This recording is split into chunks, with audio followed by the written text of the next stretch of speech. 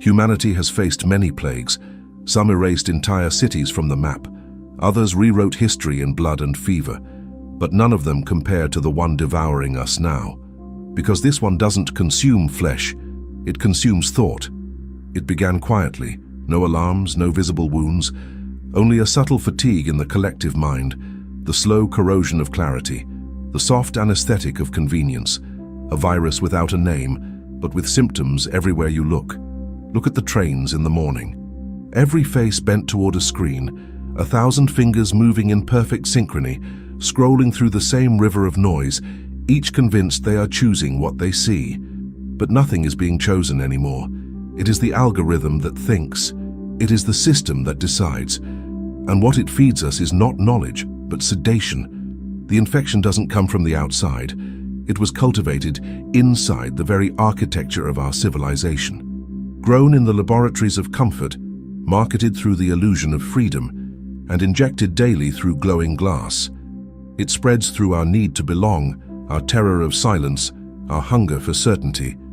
Stupidity, once an occasional flaw, has become a collective condition, a silent pandemic dressed as normal life. People no longer think, they react. They no longer question, they replicate. And in this endless cycle of imitation, the mind itself begins to rot. Nietzsche saw it coming, a time when man would rather believe in anything than endure the pain of not knowing. That time is no longer prophecy, it is present tense, it is everywhere. The terrifying truth is this: the infected don't know they're infected. They feel enlightened, they feel awake. They call their obedience authenticity, their confusion honesty, their numbness peace. This is how civilizations collapse, not with explosions, but with applause for their own decay. And if you think you've escaped the contagion, pause for a moment and ask yourself, when was the last time you truly thought and not just repeated? Every virus needs a weakness to exploit. This one found the most fragile organ in modern civilization, the human will. Not the will to live, the will to think. It spreads through something deceptively gentle, comfort, the promise that nothing difficult is ever necessary again. No need to read the entire book. There's a summary. No need to wrestle with complexity. There's a video. No need to endure silence. There's sound on demand. Every second filled, every doubt medicated, every discomfort removed. We used to believe ignorance was cured by access to information. We were wrong. The new ignorance is not a lack of access. It's the refusal to face what information demands.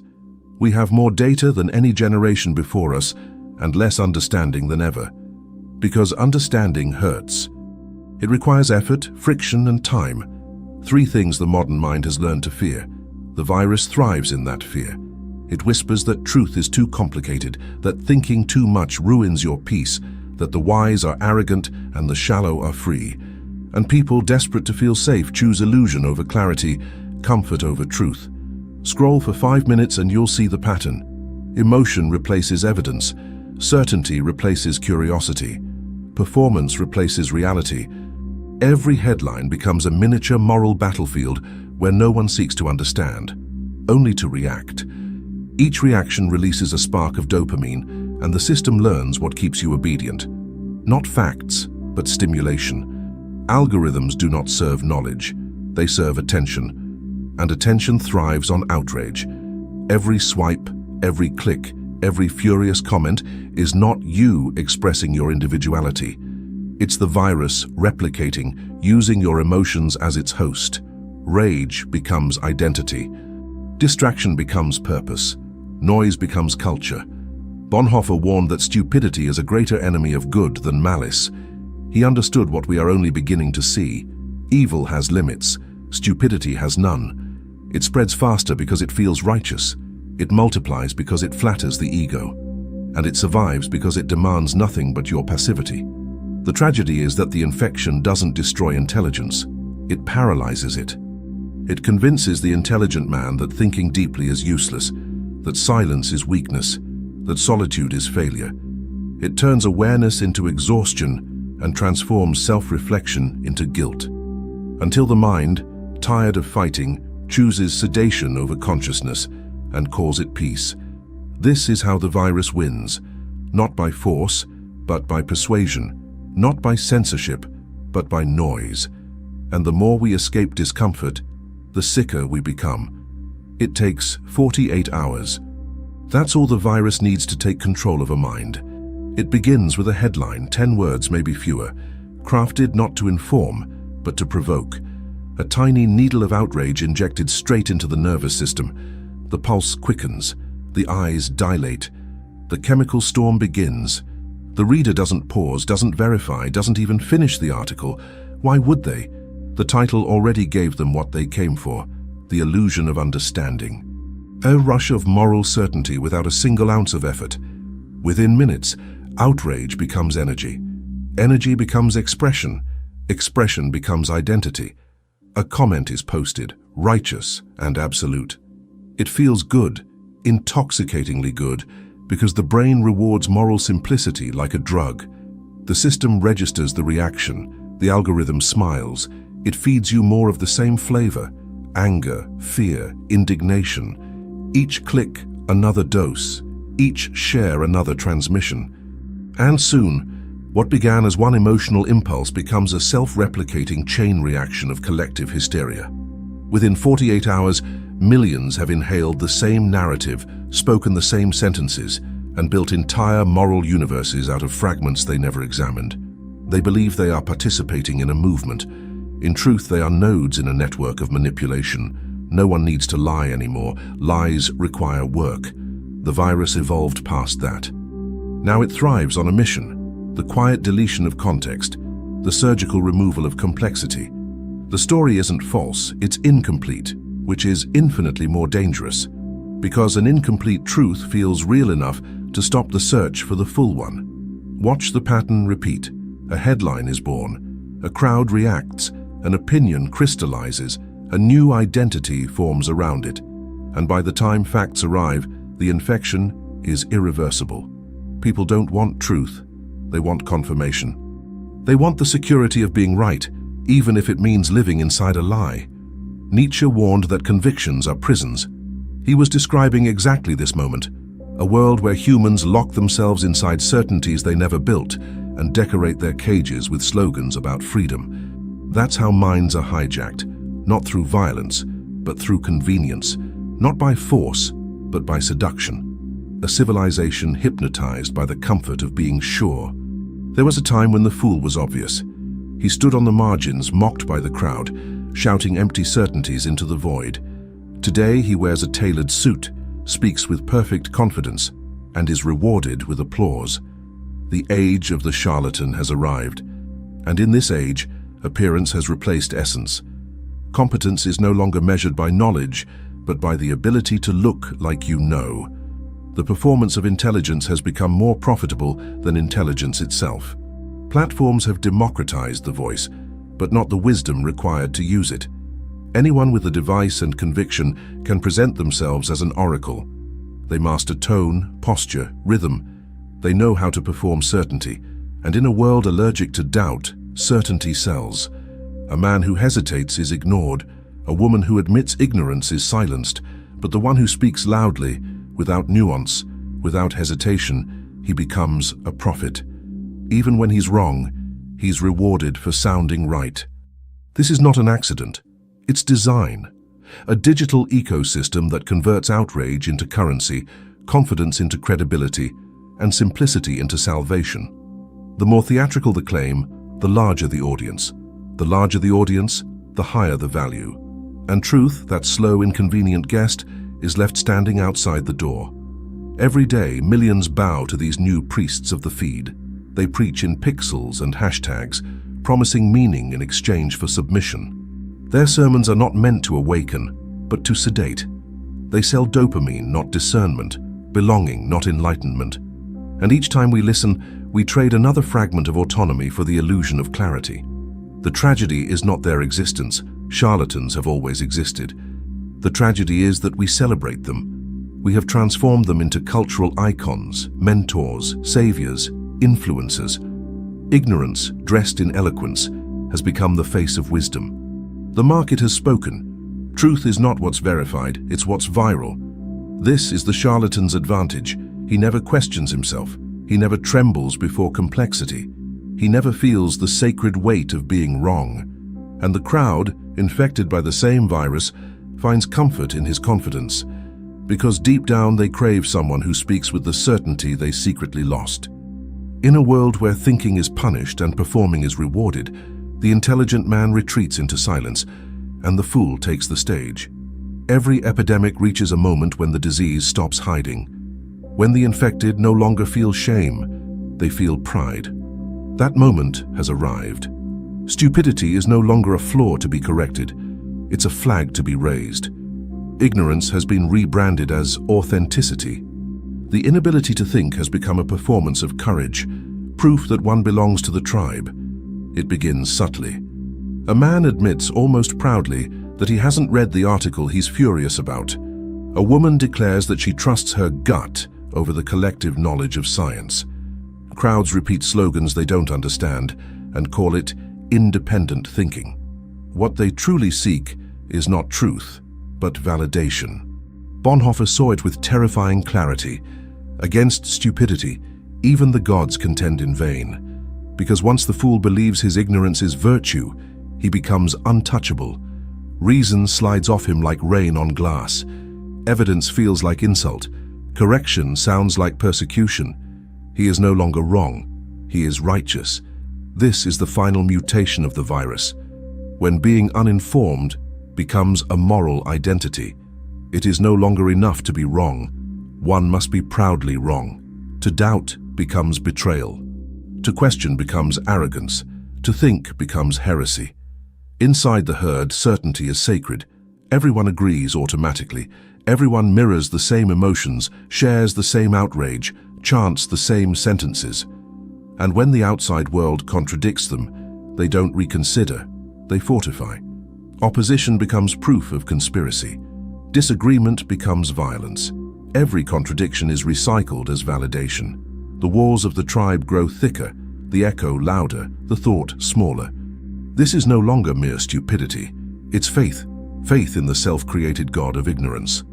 A religion with no scripture but opinion, no prayer but outrage, no heaven but belonging. Civilizations do not fall when they lose wars or money. They fall when they lose the ability to tell the difference between wisdom and noise. When the fool is crowned wise and the thinker is burned for arrogance, the collapse is no longer coming. It's already here. And perhaps the cruelest irony of all is that the infected call this collapse freedom. In every era, the thinkers were outnumbered, but never before have they been so despised. Today, the heretic is not the one who defies God, but the one who dares to defy the algorithm. To think independently is no longer an act of courage, it's an act of rebellion. And rebellion, in an age of obedience, is the new blasphemy. The modern heretic doesn't burn at the stake. He burns silently, in the isolation of being the only one who still asks why. He loses followers instead of blood. He's crucified in comment sections, exiled from the digital temple for refusing to kneel before the idols of opinion. Society no longer fears ignorance, it fears awareness. Because awareness demands responsibility, and nothing terrifies the herd more than the burden of seeing too much. To think critically is to walk alone through a landscape of noise. It means carrying the unbearable weight of nuance, the guilt of seeing both sides, the shame of admitting you don't know. The crowd calls that weakness, but it's the beginning of sanity. Schopenhauer once wrote that the more limited a mind is, the less capable it is of seeing its own limits. That's why the ignorant are so confident and the wise so hesitant. Ignorance is armor. Wisdom is exposure. To be intelligent in an age of hysteria is to live perpetually wounded, because every truth you speak is treated as an attack. The world does not reward those who think. It rewards those who echo. And so the philosopher becomes a stranger, the skeptic a traitor, the contemplative a threat. Every question is interpreted as defiance, every doubt as disloyalty. And slowly, the few who still think learn to keep their thoughts hidden, not out of fear of being wrong, but out of exhaustion from being alone. This is the new Inquisition. It doesn't burn books, it burns attention. It drowns truth beneath endless noise until no one remembers it was ever there. And in that sea of distraction, clarity becomes subversion. But even as the masses chant their certainties, a few remain in silence, those who still sense that thinking, no matter how painful, is the last sacred act left. The world calls them mad. History will call them awake. Every cure begins with withdrawal, not from a substance, but from the noise. The first step is brutal: to stop feeding the infection. Turn off the screen. Let the silence roar. Most people can't last 5 minutes. Their hands tremble, minds itch, hearts panic at the absence of stimulus. That panic is the withdrawal symptom of a mind addicted to distraction. Silence has become unbearable because it exposes the truth we've been avoiding, that most of our thoughts are not our own. They are echoes of other people's fears, advertisers' desires, and algorithms' calculations. Without the noise, we meet ourselves, and the meeting is not always pleasant. But that is precisely where healing begins. Schopenhauer wrote that solitude gives the intelligent man 2 blessings: to be with himself and to be free from others. To sit in absolute stillness is to reclaim the right to exist without performing. It's to strip away the borrowed identities until something real remains. Radical silence is not passive, it is resistance. It is the refusal to let the virus use your attention as its host. It is a deliberate act of rebellion in a world that monetizes your every glance. To be silent is to become unpredictable again, to step outside the map the system drew for you. In silence, the mind begins to heal. At first it screams, then it whispers, then finally it listens. It rediscovers the long-lost muscles of focus, patience, and observation. It learns to think without interruption, to feel without broadcasting, to exist without applause. Sit for 30 minutes each day in that void. Watch your own thoughts arise like strangers. Ask, who taught me to think this way? Whose voice is this in my head? The answers will sting, but the pain is sacred. It means the anesthesia is wearing off. The noise was never harmless. It was the infection's camouflage. And silence, terrifying as it feels, is the first dose of antidote. Silence cleanses the noise, but doubt purifies the mind. Once the world becomes quiet, you begin to hear the whisper beneath it, the quiet hum of conviction. The beliefs you never questioned, the opinions you inherited, the truths you accepted simply because everyone else did. This is where the real battle begins. Most people never reach this stage. They stop at comfort, mistaking calm for clarity. But real clarity is cruel at first. It asks questions that undo you. It demands evidence for everything, especially for what you hold most sacred.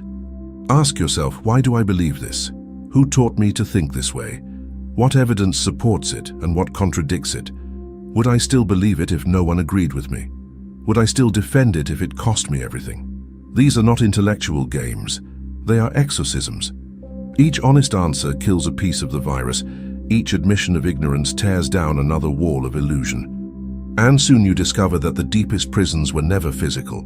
They were the thoughts you refused to examine. Truth, by its nature, is not democratic. It does not bend to majority rule. It doesn't evolve with public opinion. It does not care how many followers you have or how loudly you shout. It remains indifferent and eternal, waiting for the few willing to stand alone beside it. Millions can believe in a lie and make it profitable, popular, and sacred, but it will never make it true. Reality does not negotiate. It doesn't comfort. It reveals. And revelation always costs something. Sometimes it costs everything. The path back to sanity is paved with humiliation and loss. You will lose certainty. You will lose belonging. You will lose the comfort of being right. But in that stripping away, you will recover the only thing that matters: authentic sight. Nietzsche said that those who were seen dancing were thought insane by those who could not hear the music. To doubt what everyone else calls truth is to begin hearing that distant rhythm again. It is to reclaim your mind from the choir of the infected. It is to remember that truth has never needed a crowd, only courage. The cure was never easy. It was never meant to be. Because thinking hurts. It tears apart illusions we spent entire lives building. It demands the death of comfort and the rebirth of consciousness. Return for a moment to the subway where it all began. The same faces, the same screens, the same glow. The hum of electricity, the rhythm of fingers scrolling. But something has changed. Not them, you. You can finally see it. The trance. The quiet surrender disguised as routine, the hypnosis we call normal life. You notice the silence beneath the noise, a silence that was always there, waiting behind the glass and pixels. And in that silence you understand that the infection was never in the world. It was in the mind that refused to stop consuming it. The virus cannot survive awareness. It starves the moment you begin to question. It dissolves each time you choose effort over ease, truth over pleasure, solitude over imitation. Every moment of attention reclaimed is a fragment of the soul restored. The herd will not understand you. They will call you cold, distant, arrogant, but you will know. This distance is not pride. It's freedom. It's what it feels like to breathe unfiltered air in a world addicted to smoke. Thinking for yourself will not make you happy. It will make you real. And reality, though merciless, is sacred. It's the only ground where anything true can grow again. So ask yourself, right now before this video ends, will you go back to sleep or will you endure the pain of waking up? Will you remain a host of the virus or reclaim your mind from the swarm? The cure is brutal, but it's waiting. It begins with silence, it continues with doubt, and it ends with freedom. If these words unsettled you, good. It means you are still alive. And if you are ready to begin the painful work of thinking again, then leave your mark below. Write, I choose to think. Subscribe. Not to follow, but to remember. Because every day, the world forgets a little more what thinking truly means.